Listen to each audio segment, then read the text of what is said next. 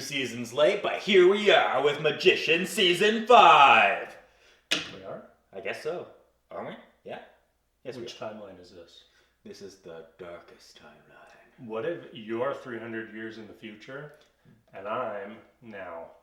Well, then we would be the exact same storyline as what is happening in the Magicians right now, because we got High King Eliot and High Queen Margo trapped 300 years in the future on Fillory. Are they still High King and High Queen? Well, they drink a lot and they smoke a lot, so But yeah, I they're don't still think- high. They're still high, but are they still King and Queen? I think so. But there's another, the Dark King. Well, they're still the High King back in 300 years ago, but today they're not. I know. Yeah. And then I like that little play that happened that they went to. The play with the... I actually liked all the stuff with like the cosplayers coming up to High King Eliot and Margo. When they're sitting there, it's like, oh, you guys are dressed up as High King Eliot and High King Queen Margo. I can't get my kings and queens mixed up. It's all right. In the Magicians, you can be whatever you want. I want to be a magician. You can be High Queen Kadasi. High Queen Kadasi coming here.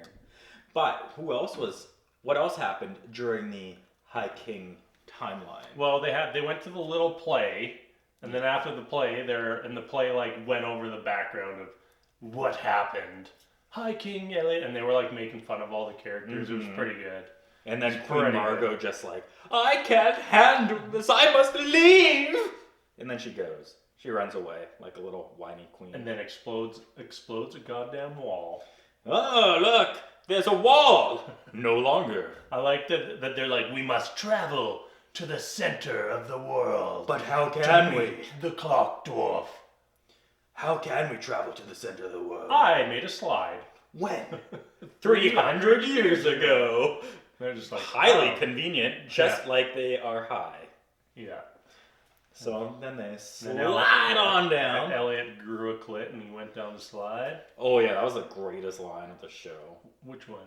The, oh, grow a clit. Bitch, I would if I could. And then slides on down. Slide on down and meet the Clock Dwarf, and it's just some dude.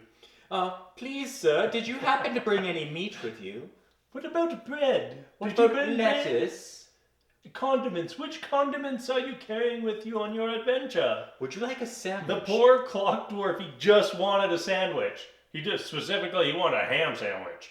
And then, you know what? They're like, nope. And he's like, well, you know what? I can offer you some mushrooms. He was nice enough to offer his food, but they weren't nice enough to bring him food. What jerks? And like, they just conjured drinks for themselves, conjured cigarettes. You couldn't just conjure a sandwich?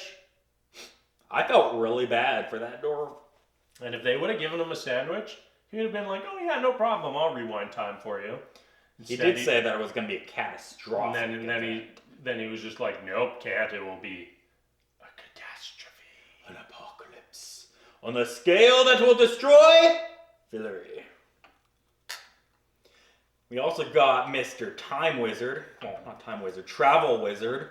Just bouncing about all over the place. What's his name? And no more Time Lords, please. Penny. I don't want to do any more Time Lord stuff. Alright, we are done with Doctor Who. Time Lords were too painful. It was real bad. I like Doctor Who. This season was real bad. Alright, well, back on track. We got Travel Wizard Penny. Not a Time Lord. Not a Time Lord. And he is the professor. He is Professor Man now. I like that whole interaction with like the principal of Breakbills and Penny. And he comes and he's like, can you please come teach this class? He's like, sure, I'll do it. And then there's like the next scene is like, nope, you signed a contract. I got you with the fine print. And it's like, what? He signed a contract? Yep. I don't remember that. And there was fine print in that contract, and Penny never reads the fine print. Neither does Kadasi. That's why I never owe you a drink. And this is why I keep coming back week after week. I made you sign that IOU, which specifically said that I owe you nothing for any drink ever. I did not sign this. Yes, you did. Well, this is why we're drinking water now. This is just water? Sucker! I'm good with some water. I know, you're quitting the alcohols. For goods. I am? I don't know. I think so. I doubt it. Alright. Well, so anyways. back on track. So Penny's not a Time Lord. Penny's not a Time Lord. Back He's off traveling. track. And he ends up taking his class to a new planet. Well, I like first that he like goes and teaches the class for the day. And he's like, being a traveler is the worst thing ever. You should all get tattoos that prevent you from doing it. You will one day have a dream of a volcano, then wake up in a volcano and die. And you're dead. You will have a dream of being on top of the Antarctic Mount Everest, and then you will wake up and you will be there and die. You will have a dream of being in a crocodile-infested waters. You will wake up in crocodile-infested waters and die. And wake up on Orphan 55 and have the worst episode ever. And die. And die, hopefully. So then, like the next day he comes back to school and he's just like, I'm going to show you the most glorious place I've ever encountered. This is just some rocks. Turn around, you dimwit. It's a different planet!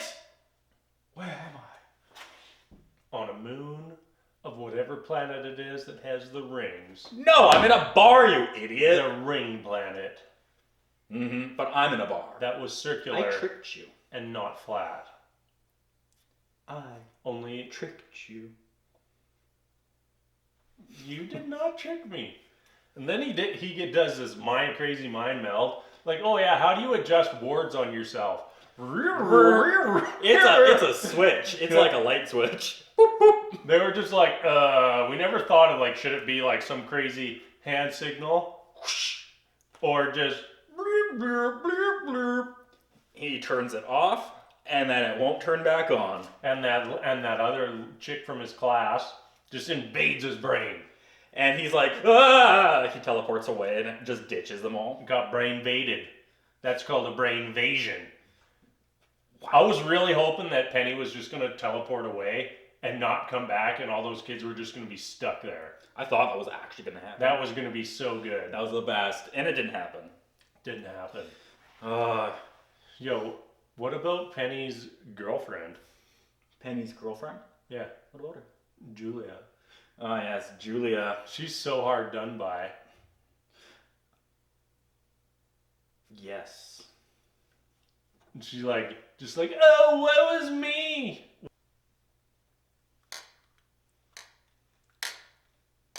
What are we doing? I don't know. You're the one who's being weird. I- I'm normal and well adjusted. I Thank you very am much. normal and well-adjusted, just like Julia is normal and well-adjusted. She's got some major issues going on. So do I. You do? Yeah. I don't really care. So anyways, back to Julia. She has the most ridiculous problem ever. Yeah, what's that? She's just like, I have so much power. Oh, What am I going to do with all this power? I need a quest. Oh, look at me. I am a pig from Fillory. I'm here to grant you a quest. I need one thing from you.